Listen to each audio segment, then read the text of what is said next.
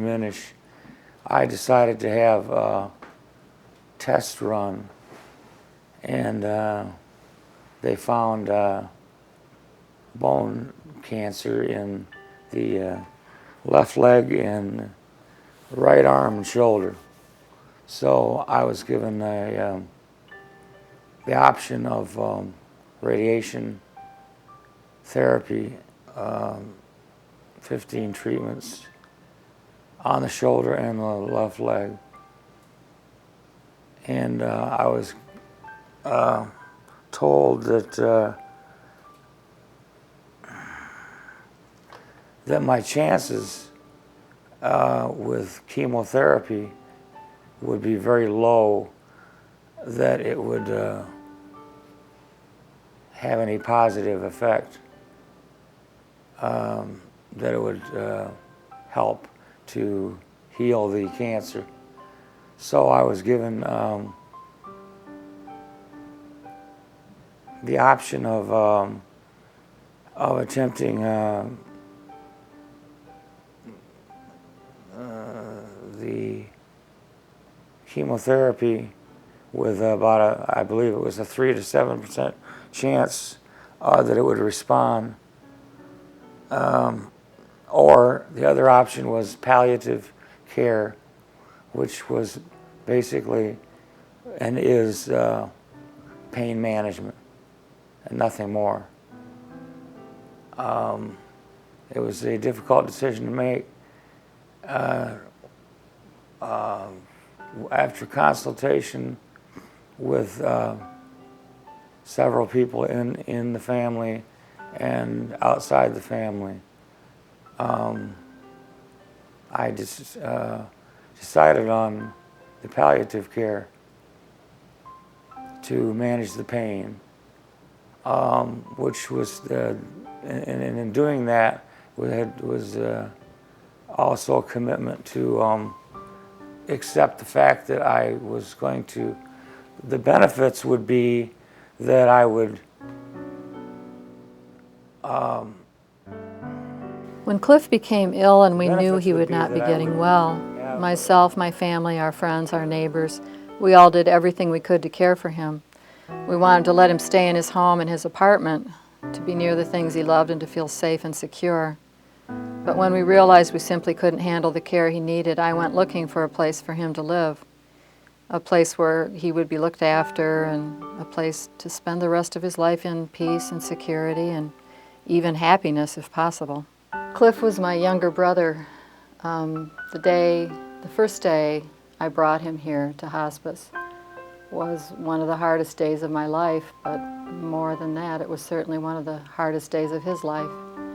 But it really turned out to be one of the best things I ever did. Cliff and I have 4 brothers and 1 sister. We were raised in a small town and basically grew up in the country. When I saw this home, with its small pond, the banks of trees surrounding the area, the fields stretching out, the seclusion of the property, away from city lights and sounds, it was all too much. I felt that first day that I must be dreaming and that somehow this could not possibly work.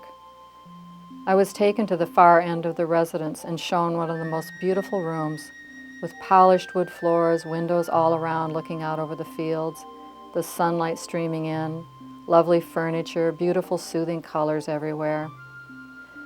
Outside near the private patio, I saw a salt lick in the field, and I knew what that meant. Deer. I thought of Cliff, and the tears streamed down my face. If only he could spend his final days in this wonderful place. For some reason, it seemed at that moment too much to expect. So much had gone wrong lately. So much had been overwhelming and difficult. How could something like this actually be happening? I was afraid to believe it, but then I was told he could move in. I felt completely overwhelmed again, only now it was with gratitude and joy. When I moved in here, I immediately felt that I was walking into my home, my apartment, my healing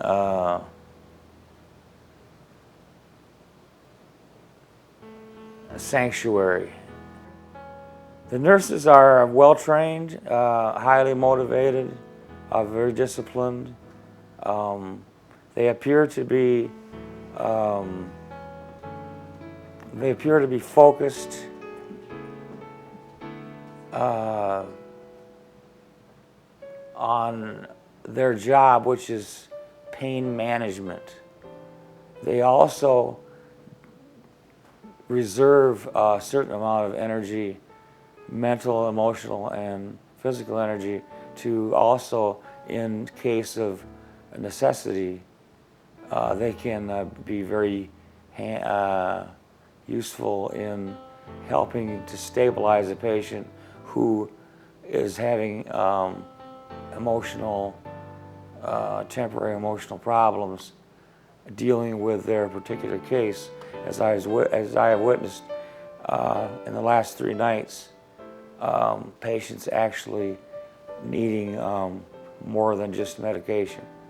And the nurses responded with more than just medication.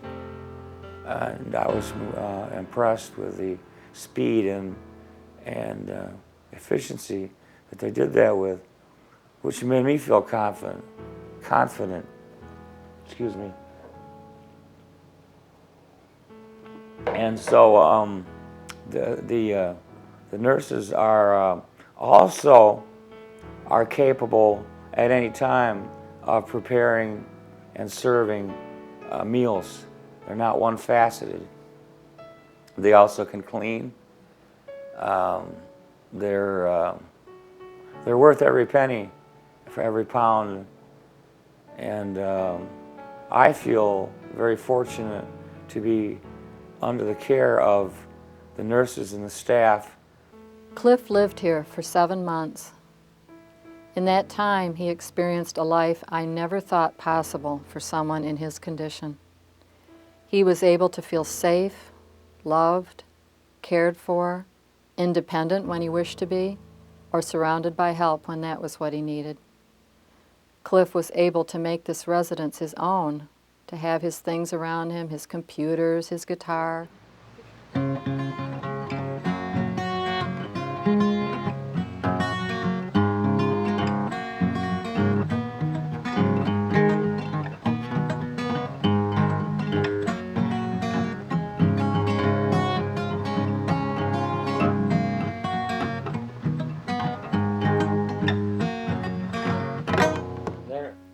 He was given a place to call home, a place where his family and friends came to enjoy, to help, to express, to share, and to learn. I'm glad that they have allowed me to display these pictures on the wall so that I can, it's a small history of, it's actually not a small history, it's quite a long history from, as you can see, the 50s all the way up to very current, which would be the one right here.